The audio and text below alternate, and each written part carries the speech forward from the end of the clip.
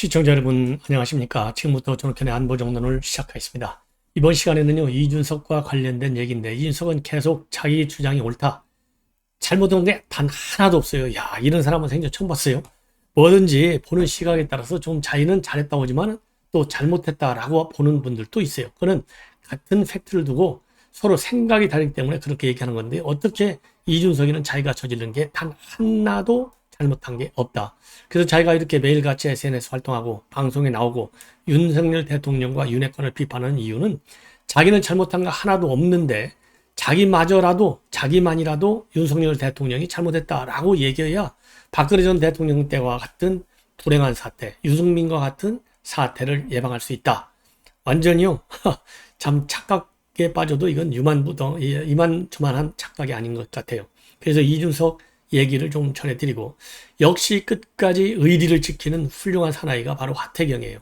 오늘 또 윤석열 대통령이 아무 말도 안 하고 있는데, 아무 말도 안 하고 이렇게 침묵으로 버텨가면 결국 윤석열 대통령이 이번 사단의 핵심 책임자다, 이거를 인정하는 거나 마찬가지니까 껴안아라, 사과하고.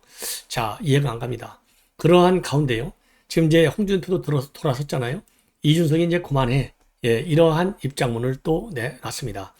자, 그리고요, 이제 민주당 얘기를 좀 해야 되겠는데, 이재명이가 지금 상당히 이 어대명, 확대명 뭐 다 이제 끝난 거나 마찬가지잖아요. 무려 권리당원들 투표이긴 하지만 80%에 육박한 지지를 받고 있는데, 지금 방탄조끼를 자요.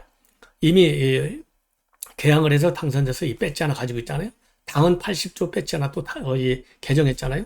그런데 여기에 또 개딸들이 중심이 되고 있는 전 권리당원 전원 투표제, 이거를 하나 늘려다가 역풍을 맞아갖고 이 권리당원 전원 투표제, 이거는 무산됐어요. 일단 어제 중앙위에서 이걸 무산시켰는데요. 그럼에도 불구하고 이거를 다시 내일 투표에 회부해서 또 살리겠다는 거예요. 그래서 어제 하루만 해도 민주당 이 비정상적인 일들이 4-5가지가 나왔다, 이렇게 돼서요, 지금 이 방탄 3개, 4개의 방탄조끼를 입는 거에 대한 당 내분이 이제는 폭발해 나오고 있습니다. 그래서 이대로 가면 언론에서도 결국은 문재인 시즌2로 가는 거 아니냐, 이런 비판이 나오고 있기 때문에 이재명과 관련된 내용도 말씀을 드리는데, 특히 이재명이가 뭐라고 얘기했냐면요, 자기는 보수래요. 야, 이게 이재명이 이거 정신 나간 사람인지, 왜 내가 이 판에 보수라고 하는지, 이 의도를 우리가 제대로 좀 알아야 될 것 같습니다. 자, 이러한 가운데요, 요즘 이제 한동훈 장관이 굉장히 잘 나가잖아요. 대권 주자 1순위까지 올라가지 않습니까?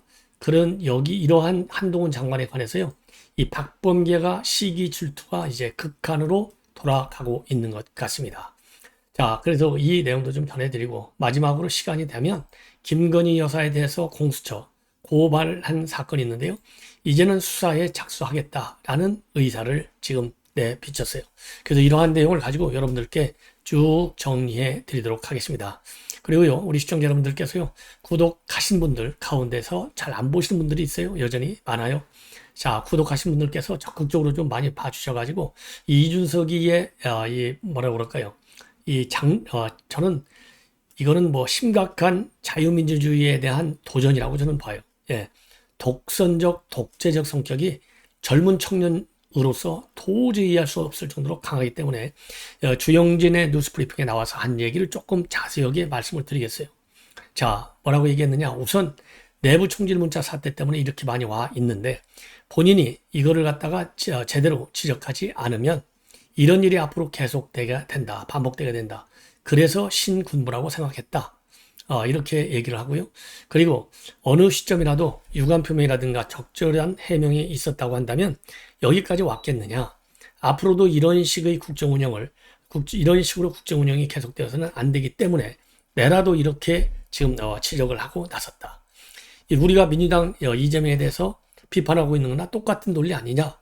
그래서 어떤 문제가 있을 때 힘으로 찍어 내리거나 아니면은 세력의 거기로 덮어 버리려고 하는 거, 이거는 용납할 수 없는 것이다.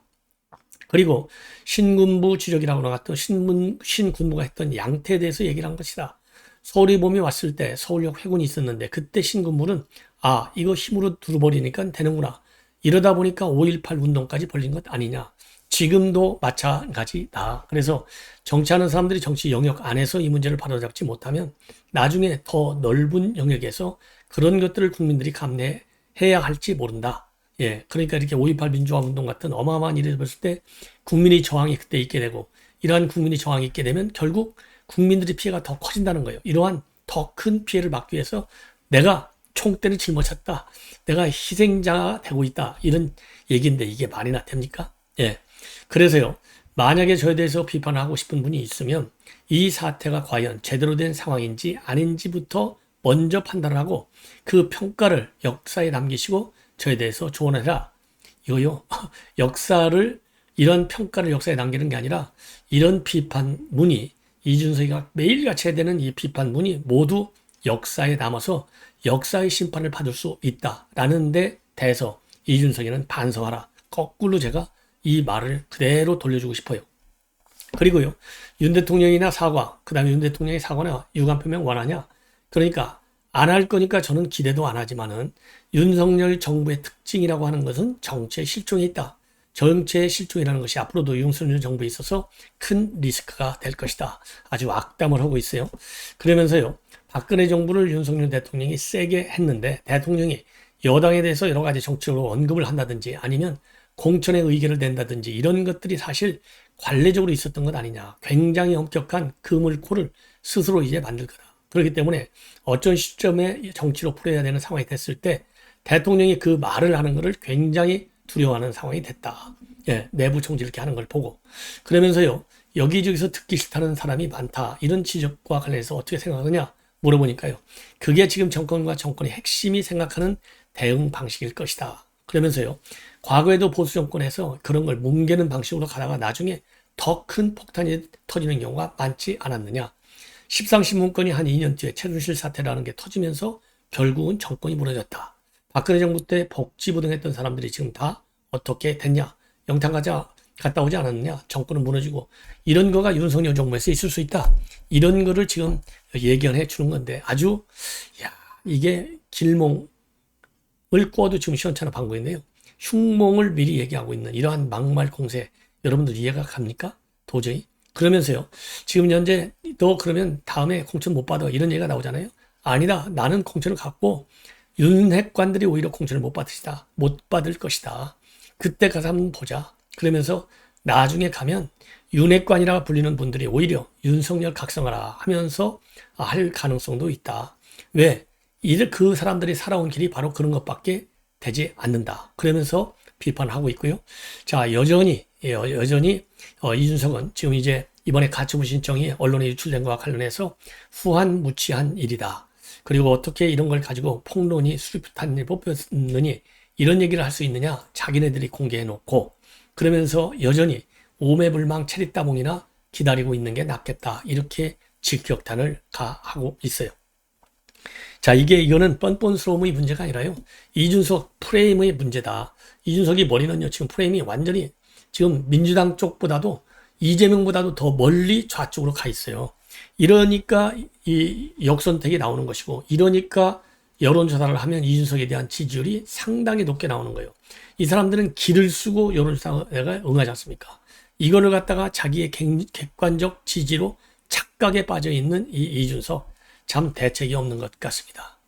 자, 그럼에도 불구하고요, 하태경이는 매일같이 이준석을 옹호하는 그러한 SNS 그리고 방송 활동에 치중하고 있어서, 이거 하태경에 대한 이 윤리위의 징계 심의는 안 되는 건가요?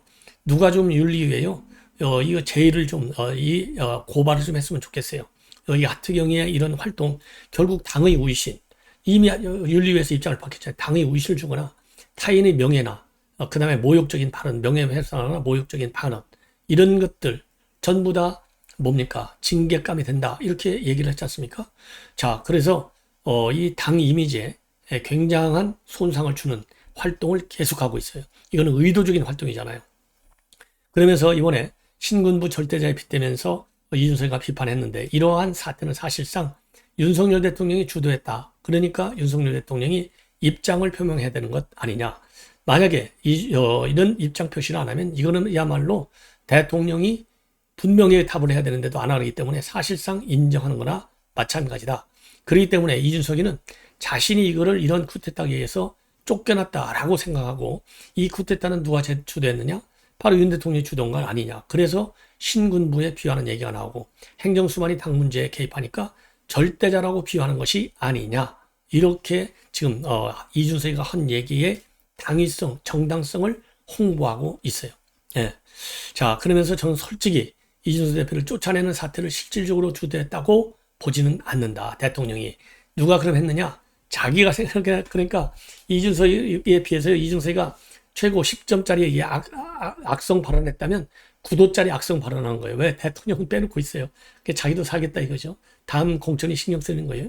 그러면서 당내 주류 세력이 주도하고 대통령이 끌려갔다고 볼 수 있다. 이 대목도 망언이에요. 대통령이 어떻게 끌려다닙니까? 예, 대통령은 대통령이에요. 그리고 윤석열 대통령이 그래도 강단 있는 사람 아니겠습니까? 이거는 이 발언에 그리고 이 논리 이 전개에 있어서 상당한 문제가 있는 사고방식, 이론적, 논리적 틀을 가지고 지금 우리 국민들의 혼란에 빠뜨리고 있다. 이런 생각이 들어요.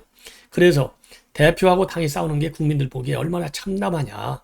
대통령 국정 어제 한다 해도 전혀 도움이 안 되는데 대통령 스스로 본인에게 도움이 안 되는 일을 하겠느냐. 그래서 대통령이 주도하지는 않았다는 겁니다.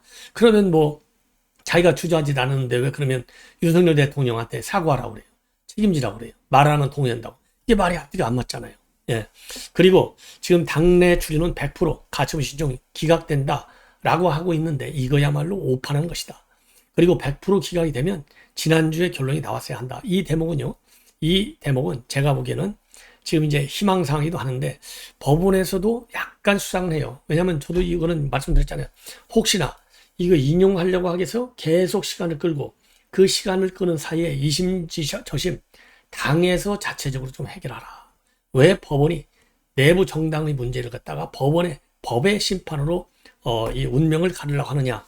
이런 메시지를 주는 것일 수도 있다. 저도 그러한 의견을 내놨는데 저는요. 당내 주류가 이걸 오판했다고 보지 않고 저는 당내 주류가 확신을 갖고 있다. 이게 이제 저하고 차이점이에요. 당내 주류가 아무리 확신을 갖고 있어도 판사가 그거 아니야 하면 끝나잖아요. 그래서 저는 판사가 그게 아니야 라고 생각할 가능성이 있다. 이런 점을 저는 우려하는 것이고요. 하태경이는 지금 당내 주류, 김기현, 주호영 이런 사람들 지금 엉뚱한 소리 오판하고 있어. 이렇게 하는 것 같아요. 예. 그러면서요. 이게 지금 이제 이 탄원서를 보면 회의했다고 돼 있잖아요. 그런데 이 회의를 누가 했느냐? 윤핵관들이 이제 회의를 했다. 이렇게 주장하고 있는데 회의한 사람이 상당히 뻥이 생겼다. 지금 경찰에 누가 감히 압력을 행사할 수 있겠느냐? 예, 그러니까 이런 사기꾼 같은 사람들을 찾아내라. 철저히 진상을 규명해서 사기를 행하려고 했는지도 밝혀야 한다. 그리고요, 윤리에 관해서는 징계 주상주의로 가고 있는데, 윤석열 대통령이 온통 자유를 강조하고 있는데, 거꾸로 윤리위가 반자유주의 정당으로 몰고 가고 있다. 이렇게 해서 윤리위를 비판하고 있습니다. 그러면서요, 표현의 문제를 징계하기 시작하면 당내 민주주의가 없어지는 것이다. 누가 무서워서 감히 발언을 하겠느냐? 이것도 저는 막말이라고 봐요. 이거를 갖다가 표현의 문제라고 저는 보지 않습니다. 사고, 인식, 프레임의 문제예요. 아니 말은 실수가 있고 말로 조금 표현을 비판적이고 세게 할 수 있어요. 그러나 그거는 어쩌다 한두 번이죠. 한 달 이상 내내 SNS, 그 다음에 이런 방송 출연, 그리고 또 간담회, 이런 거를 통해서 윤석열 대통령과 윤핵관을 비판하는 비판의 수위, 돌아올 수 없는 지점까지 몰고 가는 것은 표현의 자유 문제고 다를 게 아니라 이 사람의 사고, 이 상식, 철학의 문제다. 이거기 때문에 이거를 표현의 자유인데 왜 이거를 비판하고 징계하느냐. 이거는요, 이준석이 아무 죄도 없어. 표현의 자유, 그 헌법상 보장되는데 무슨 소리야. 이거는요, 그야말로, 이거 큰 문제네요. 하태경 의원의 이 사고가 저는 이런 사람인 줄 몰랐어요. 나름대로 참 괜찮은 사람이다. 라고 평가를 해왔는데, 이번 이준석 사태를 계기해서 하태경의 실체가 적나라하게 그대로 나타난 것이 아니겠느냐. 이게 저의 판단입니다. 자, 그리고요, 이 대통령실에서도 이번에 탄원서가 공개된 것과 관련해서는요, 상당히 말을 아끼고 있고, 김은혜 수석도 23일 날 브리핑에서 이거는 내가 언급하는 게 적절치 않아. 이렇게 해서 말을 안 했습니다. 왜? 괜히 불질릴 이유가 하나도 없지요. 예. 자, 그리고요, 이번에는 이제 김건희 이 사랑, 건희 사랑, 이 팬카페 대통령의 대구시장 서문 내일 12시에 방문한다. 많은 홍보를 부탁드린다. 참석 홍보 부탁한다. 이것 때문에 지금 난리가 났잖아요. 그래서 이 문제에 관해서 조경태 의원은 이거는 상당히 심각한 문제다. 이거 1급 비말인데 남북 분단 상황에서 이런 것은 민간 테러뿐만 아니라 군사 보안의 문제로 형사 책임을 져야 된다라는 입장까지 내놓고 있고요. 정호태 의원도 건의사랑은 해체해야 된다라는 또 입장을 내놓고 있어요. 그래서 이 건의사랑을 해체하라는 얘기는 이미 홍준표 의원도 여러 차례 걸쳐서 입장을 낸 바 있습니다. 그런데 지금요, 공수처, 김진우 공수처장이 오래간만에 언론 보도를 타고 있네요. 오늘 국회 법사위에 출석을 해가지고 야당이 이제 물어봤어요. 이거 사적 채용에 대해서 어떻게 생각하느냐 물어보니까 현재 이 공수처가 배우자를 수사할 수 있느냐 박범계 의원이 이걸 질문했습니다.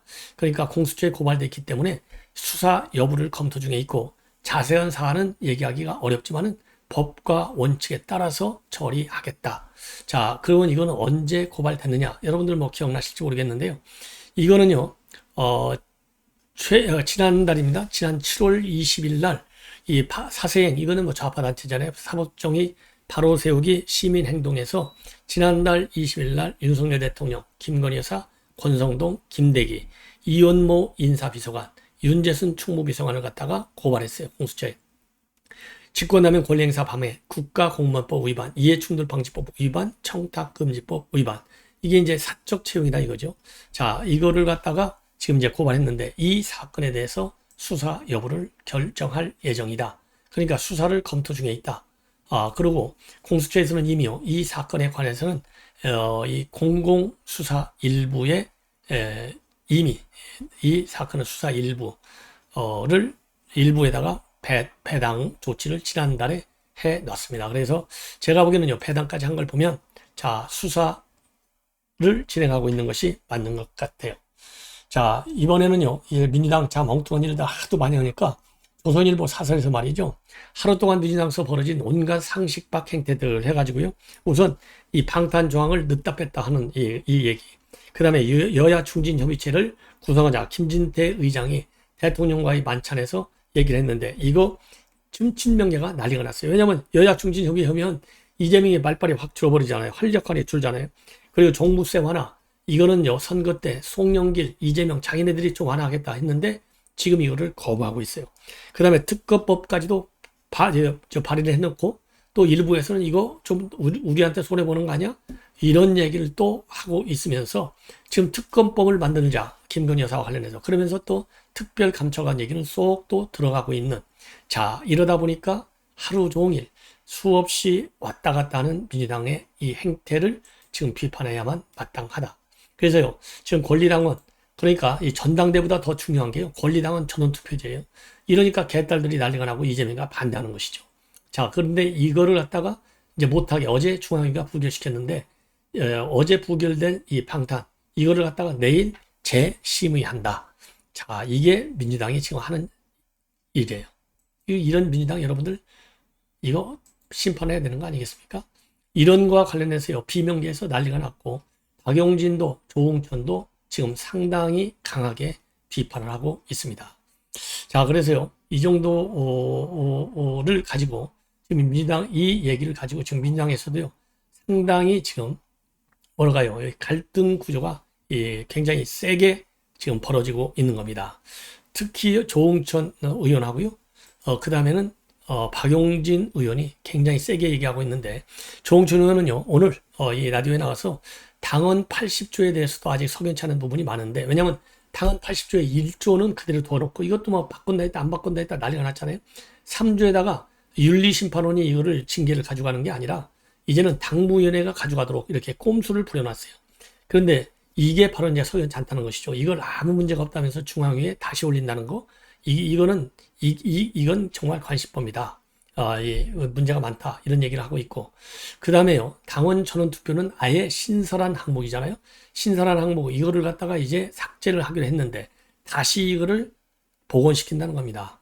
이것도 상당히 문제고. 그 다음에 중앙위를 말이죠, 당 지도부가, 내일 연다고 그랬잖아요. 어제 밝힌 거예요. 이틀 만에. 그런데 중앙위를 개최하려면 5일 전 공고를 해야 된다고 합니다. 그런데도 불구하고, 물론 이제 긴급한 경우에는 당무위 의결로 정할 수가 있는데, 비대위가 말이죠. 당무위를 열기도 전에, 당무위에서 내일 연다. 결정을 내기도 전에 벌써 비대위가 먼저 선포를 해버렸어요. 그러니까 이거 당무위 권한을 갖다가 비대위가 침범한 것이죠. 권한이 없는 비대위가. 그래서 조응천 의원은 이게 도대체 긴급을 요하는 경우가 많냐. 80도 같은 경우에는 당대표가 새로 들어오고 난 다음에 수구를 거쳐서 찬찬히 정리하면 될 것 아니냐. 이렇게 해서 강력히 반발을 하고 있습니다. 예. 자, 이건 뭐 이 정도로 말씀을 드려도 여러분들 충분히 아실 것 같고, 지금 민주당에서는요, 한동훈한테 완전히 항복한 상태잖아요. 대책이, 뭐 속된 말로 참 대책이 없어요. 무대책, 대책. 왜냐하면 제일 큰 대책이 뭐예요? 법사위에서 한동훈 장관을 몰아세워야 되잖아요. 몰아세울 힘도 능력이 없어요. 실력이 없어. 이미 걸려들었잖아요. 그래서 이제 유배법을 만든다는 거 아닙니까? 법무부를 갖다가 세종으로 옮긴다는 거 아니에요. 그래서 한동훈이 이게 물매기는 방법으로 유배법, 또 거기 또 모자라가지고 탄핵과 해임까지도 검토하고 있는 거예요. 자, 거기도 모자라가지고 이제는 박범계가 말이죠. 나와가지고 언론에 출연해서 이런저런 내용의 비판문을 내놓고 있는데요. 오늘 김현정의 뉴스에 나와가지고 한 얘기 참 기가 막혀요. 한동훈 장관이 이번에 뒤였잖아요. 법사위에서. 이 법사위에서 자기네가 당한 걸 네 가지로 압축했어요. 뭐라고 했느냐? 우기기, 거짓말 잘하기, 물타기, 오만하기. 이 네 가지가 이 한동훈 장관의 스타일이다. 이렇게 비판을 했습니다. 답변 태도를 보고, 자, 첫 번째 뭘 우기느냐? 인사정보관리단 시행령으로 될 수 있느냐 없느냐? 이걸 가지고 싸우는데, 이거 시행령으로는 할 수가 없는 건데 시행령을 할 수 있다. 우긴다는 겁니다. 우겨. 이거. 뭐라고 그래? 그러면 왜 이걸 우긴다고 보느냐?